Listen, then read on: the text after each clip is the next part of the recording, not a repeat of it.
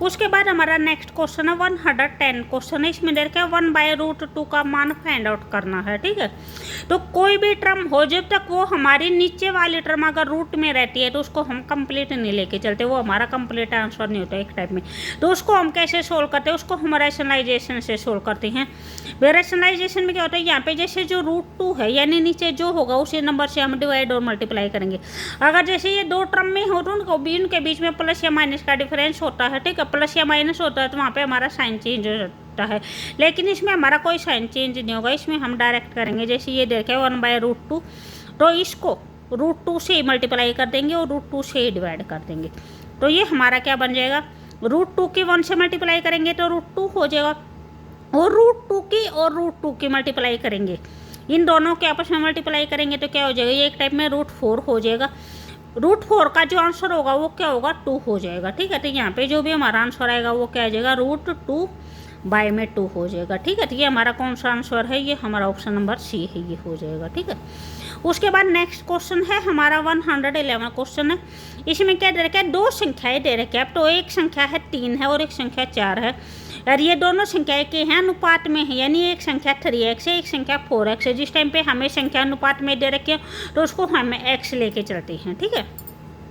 तो यहाँ पे आपके एक संख्या 3x दे रखी है, एक संख्या 4x दे रखी है, और इनका लघुत्तम समापवर्तक, इनका एलसीएम है वो 84 दे रखा है। तो इनमें से बड़ी संख्या बताने की, बड़ी संख्या क्या होगी। तो पहले हम इन दोनों का क्या निकालते हैं, एलसीएम निकालते हैं, ठीक है। HCF क्या होता है, HCF के अंदर तो जस्ट हम कॉमन टर्म निकालते हैं, ठीक है। जैसे यहाँ पे हम 3x है, 3x को क्या लिख सकते हैं, 3 × में x, ये हमने एक टाइप में फैक्टर के फॉर्म में लिख लिए, गुणनखंड के फॉर्म में लिख लिए, ठीक है। जैसे आपका जो छोटी क्लासों में होता है, जैसे 16, हमें 16 के फैक्टर लिखने हो तो 16 के हम ऐसे करके फैक्टर नहीं लिखते, तो उसी टाइप में हमने ये लिख लिए। 4x का क्या हो जाएगा, 4 × में x हो जाएगा। यहाँ पे अगर आपको HCF बोलेंगे, ठीक है, मैट्रिक्स समापवर्तक बोलेंगे तो जस्ट हम कॉमन लेंगे, यानी हमारा यहाँ पे कॉमन है वो x हो जाएगा।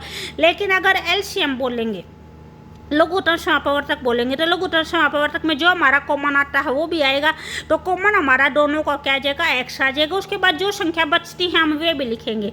तो जो संख्या बची है वो हमारी क्या बची है, 3 और 4 बची हैं, तो ये क्या हो जाएगा, 3 × 4 हो जाएगा, यानी कितना हो जाएगा, ये हमारा 12x हो जाएगा।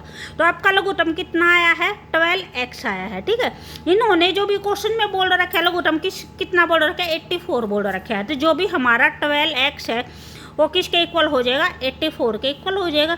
यहाँ से हमारे x की वैल्यू कितनी हो जाएगी, 84/12 हो जाएगा, ठीक है। इसको कट करेंगे तो ये कितने पे कट हो जाएगा, 12 7 जा हो जाएगा, ठीक है, 84। तो हमारी x की वैल्यू कितनी आई है, 7 वैल्यू आई है। हमें निकालनी क्या है, बड़ी संख्या निकालनी है। तो यहाँ पे एक संख्या तो 3x थी, तो 3 × में 7 करेंगे तो 21 हो जाएगा। एक संख्या 4x है, तो 4 × 7 करेंगे तो कितना हो जाएगा, 28 हो जाएगा। तो यहाँ पे जो भी हमारी बड़ी संख्या होगी वो क्या हो जाएगी, 28 हो जाएगी। तो यहाँ पे जो भी हमारा आंसर होगा वो कौन सा हो जाएगा, ऑप्शन नंबर सी हो जाएगा। भाई अगर आपको वीडियो अच्छी लगे तो प्लीज़ लाइक, शेयर और सब्सक्राइब जरूर करें।